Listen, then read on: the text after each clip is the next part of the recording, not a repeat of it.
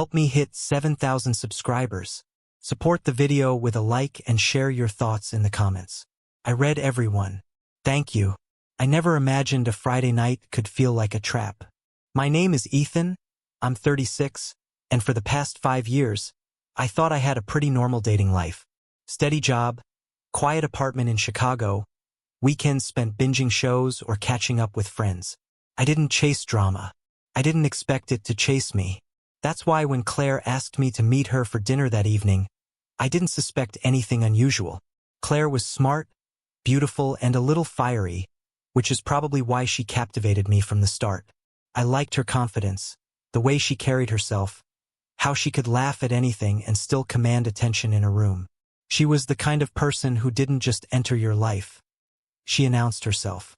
That's why, even after a few months of dating, I respected her space. I didn't pressure her, and she didn't pressure me. Everything was comfortable, predictable, normal. But that night, things shifted. Claire greeted me at the restaurant, but her usual warmth was laced with something different. A slight smirk, a tension in her eyes I couldn't place. I brushed it off. Maybe it was the workweek catching up with her. Maybe she was tired. I didn't know yet that I was walking into a carefully orchestrated setup. We sat down, ordered, exchanged small talk, but the usual sparkle in her eyes was replaced with a calculated calm. Then came the first hint. She leaned in slightly, whispering something I didn't catch. I smiled, waiting for context.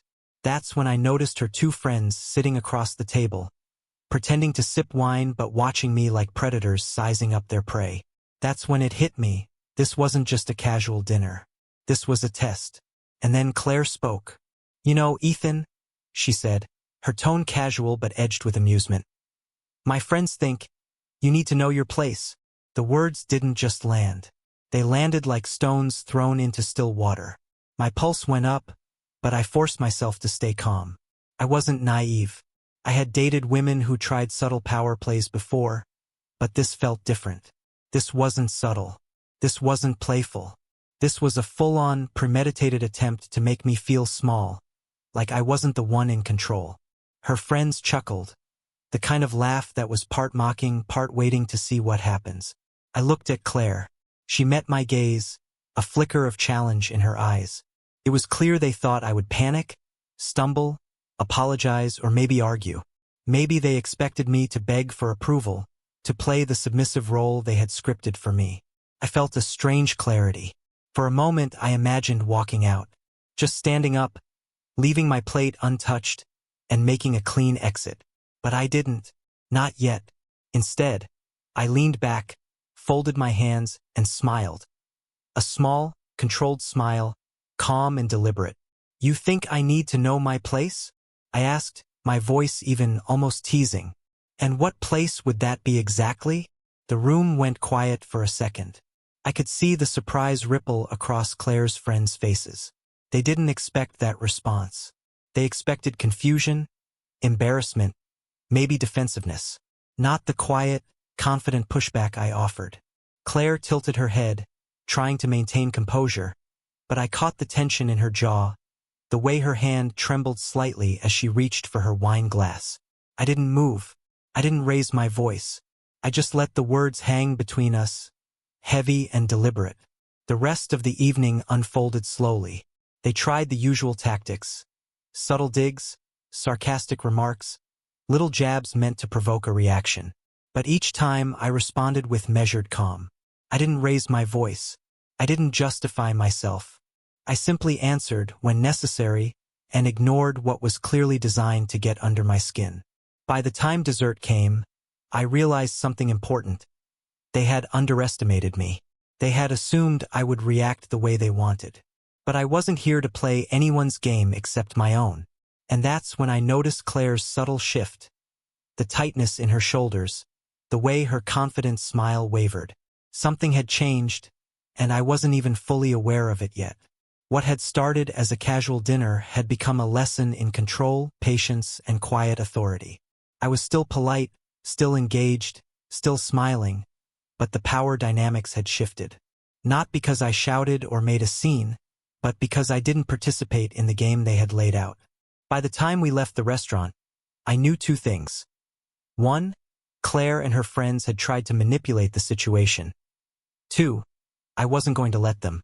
And three, whatever came next, whatever conversation or confrontation awaited, I would handle it on my terms, quietly, confidently, and without losing myself in their drama. The next day, I didn't hear from Claire immediately, which was unusual. Normally, she'd text or call within hours, teasing or joking about something from the night before. But there was nothing, just silence. I didn't panic. I didn't chase. I stayed calm, letting the situation unfold naturally. Late in the afternoon, my phone buzzed. It was Claire. She sounded different on the call. Hurried, almost breathless. "Ethan, can you come over? I need to talk." Her tone was unfamiliar, and I could sense the tension immediately. I didn't jump. I didn't show anxiety. I simply said, "Sure, I'll be there in 20 minutes." My words were calm, steady, controlled. That was my approach now. No panic, no chasing, no over-explaining. When I arrived at her apartment, Claire opened the door, her usual composure completely gone. Her hair was messy, her eyes wide, and the confident spark she carried so effortlessly had dimmed. Behind her, I could see her two friends peeking through the hallway, uncertain now, waiting for what they thought was the inevitable meltdown. Claire stepped aside to let me in. She didn't greet me with her usual playful smile. Instead, she just said, "We need to talk. Alone." We sat in the living room. The silence stretched for a moment, heavy but different this time. Not tense with expectation, not awkward with anticipation. Just a quiet space where the truth was waiting to surface. I waited. She spoke first. "Last night, I didn't expect you to handle it like that," she admitted, her voice shaky. I thought you'd react. You know, like other guys." I nodded slowly, keeping my expression neutral. "And?" I asked. Her hands fidgeted with the edge of the couch cushion. "And you didn't. You stayed calm. You didn't argue, you didn't beg." I didn't expect that. I thought you'd fold. And I don't know. It threw me off. I leaned back slightly, still composed. "I wasn't playing a game," I said quietly. "I was just me, and I wasn't going to let anyone make me feel small or out of control. That's not how I operate." Claire's eyes filled with a mixture of surprise, frustration, and something else. Regret. Maybe. She looked at me, searching for an answer, but there wasn't one to give. I had set my boundaries the night before, and now she was seeing the results in real time. You didn't even react when they tried to embarrass me," she said finally, almost in disbelief. "Most men, they would have yelled, gotten defensive. But you didn't." "I didn't react because it wasn't my fight," I replied. "It wasn't about me. It was about them trying to prove something, and I'm not here to prove anything to anyone but myself." Her voice dropped, softening. I overstepped. "My friends, they shouldn't have. They shouldn't have tried to control the narrative," I interrupted gently. "And you shouldn't have tried to test me like that. But we can talk about it. Calmly, honestly, without games." Claire looked down, ashamed, then back at me. I didn't know how else to handle it. "I thought maybe it would make you—" she trailed off. "You thought it would make me do what?" I asked carefully. "Bend, beg, show that I could control you," she admitted quietly, almost whispering. I paused, letting it sink in. Then I leaned forward slightly, maintaining eye contact. "That's never going to happen, Claire. Not now. Not ever. I respect myself too much for that." She nodded slowly, finally understanding. The tension in her shoulders began to ease, and for the first time in the past 24 hours, I saw a flicker of relief in her eyes. She had tried to manipulate the situation, to put me in a position where I would feel powerless, but I didn't allow it. And in that calm, quiet victory, the dynamic between us shifted. We spent the next hour talking, not arguing, not blaming, but honestly. She apologized for the setup, her friends apologized later through a text, and we both laid out our expectations and boundaries clearly. For the first time in our relationship, the conversation wasn't about power, control, or proving who was right. It was about respect, trust, and honesty. By the time I left her apartment, I felt a strange sense of peace. Not triumph in the sense of winning, not superiority over Claire, but clarity. I had faced a situation designed to undermine me, and I didn't falter. I didn't let someone else's agenda dictate my reactions. I stayed calm, controlled, and true to myself. And that night, as I drove home, I realized something crucial. Respect isn't demanded, and it's never given to those who chase it blindly.